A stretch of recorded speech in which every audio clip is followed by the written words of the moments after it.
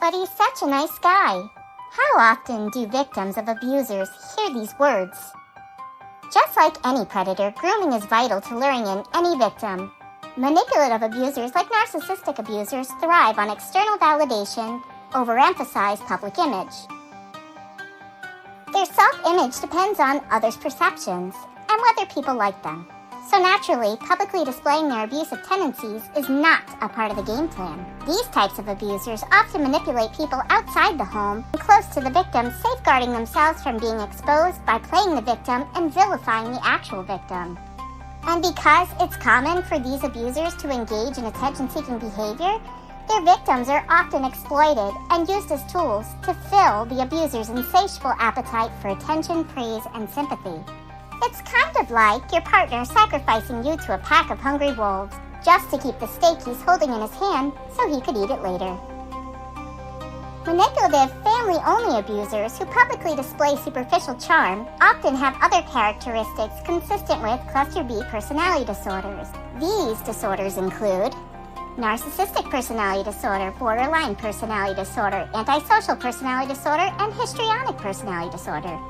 These disorders have some overlapping symptoms, and someone doesn't have to have all the symptoms in order to have the disorder. In fact, some can just exhibit the traits without any official diagnosis. Let's check this out. Narcissistic personality disorder. Here are some of the symptoms. Antisocial personality disorder. Borderline personality disorder.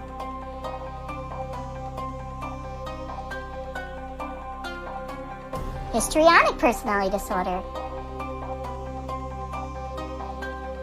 Notable charmers in history who have these disorders are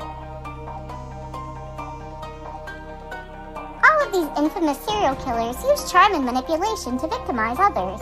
And because of their ability to charm and manipulate, their killing sprees lasted a very long time. In fact, Ted Bundy and his charming personality helped him offend under the radar. During his crimes, he worked as an assistant director of the Seattle Crime Prevention Advisory Commission, where he even wrote a pamphlet on women's rape prevention. He was also a law student and later worked at a government agency called the Department of Emergency Services, which entailed searching for missing women. I can't imagine he was any good at his job.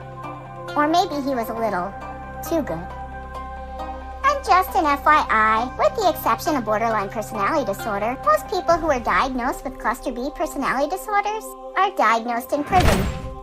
So the next time someone said, "He's such a nice guy," to invalidate you and the abuse you endured, make sure to reply, "Ted Bundy was such a nice guy, and look where he is now." And if you are one of those people who were suspicious of victims because their perpetrator is such a nice guy, I hope you learned something today and understand that such a nice guy, going to church or working in public service, does not exempt someone from being an abuser, because such a nice guy is also the psychological profile of a sociopath.